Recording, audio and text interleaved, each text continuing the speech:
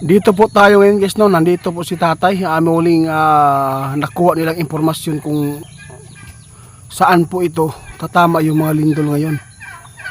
Pangalanan po natin guys yung mga tatamaan po ng lindol po ngayon, kasi nakita po ng ating kaibigan na mayroon po mararanasan po itong mga lugar na mababanggit po natin. Dapat po kayo ay mag-ingat. Kaya sabihin po natin sa inyo kung ano man po ang ipaabot ni tatay at anong mga pangalan po ng mga lugar. Tay? Bumalik po talaga ako dito tay dahil po ay napaka-importante yan eh. Oo nga, marami pong nadali po doon sa ibang bansa noong naglindol.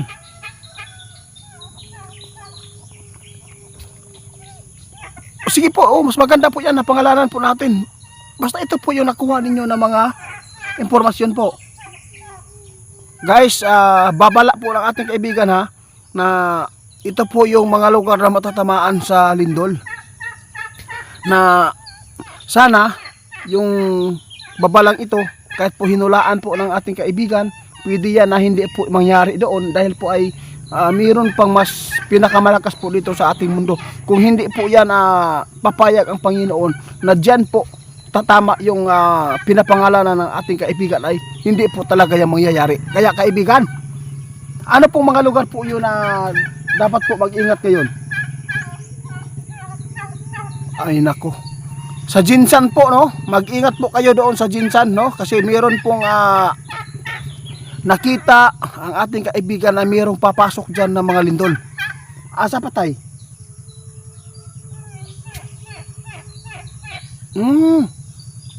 Sa Manila po talaga guys, no?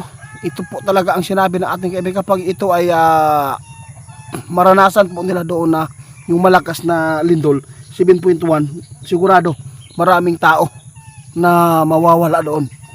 Asa patay? Doon sa pati sa Cebu, no? Yung malalapit po sa dagat, dapat po talaga ay mag-ingat kayo. Yun po ang mga mata ng mga lindol po ngayon na nakikita ng ating kaibigan na mararanasan po nila doon. Naapa?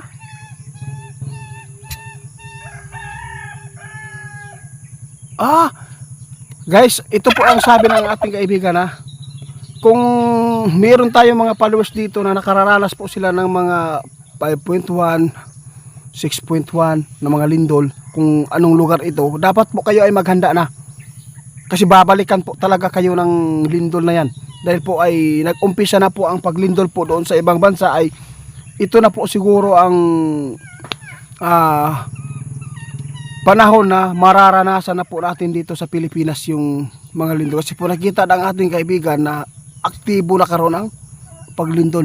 Dahil po sa panahon natin, alam po ba nyo yung panahon natin?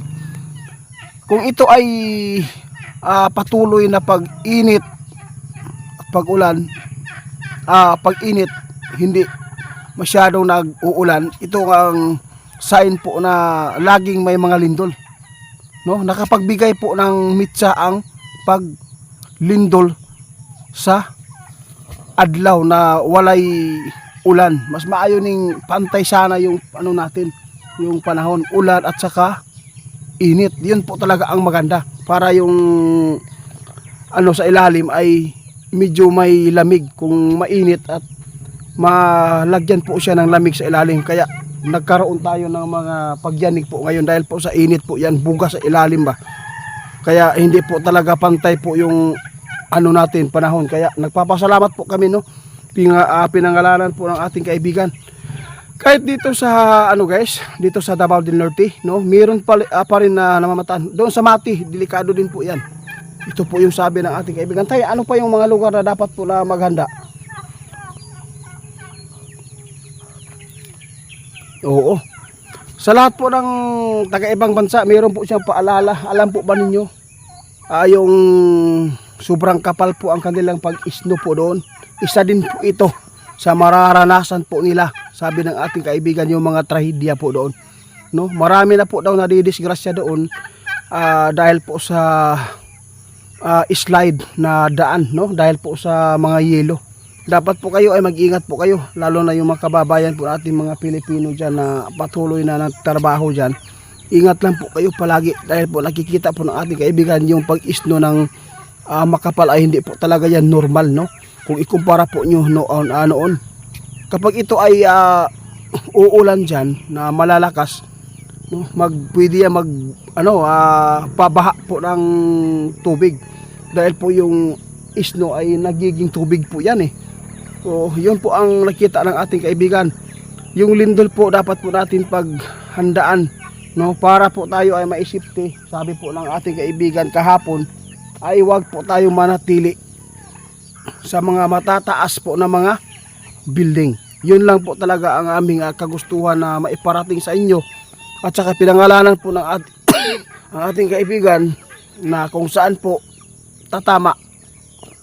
Ang Manila ay delikado rin. Isa din itong napakaraming tao na matatamaan, no? Kaya nais po namin na pagtulungan natin, no, na ipagdasal natin na hindi po ito mangyari. Kung ano man po yung mga hinuhulaan ng ating kaibigan, sana ay hindi po mangyari. Tay, maraming salamat sa update po niyo lagi sa amin na. Oo, kasi po sa totoo lang, lahat po ng mga hinulaan po niyo ay nagkatotoo. No, mag-ingat po tayo ngayon guys sa ipinapaabot po ng ating mga kaibigan. Yung mga tungkol po sa mga tao na pumupunta sa kabahayan natin para po ay magkunwari sila na sila po ay isang inutusan para po sa kalusugan ng tao. Huwag po kayong magpalinlang po yan, no? Kung ang ating pupuntahan, dapat ang barangay lang, no? Barangay Health Center. Yun po talaga ang dapat po natin gawin para po ay safety tayo. Kasi hindi po natin alam ngayon ang mga plano po ng Diablo. Kaya salamat po sa lahat po tayo.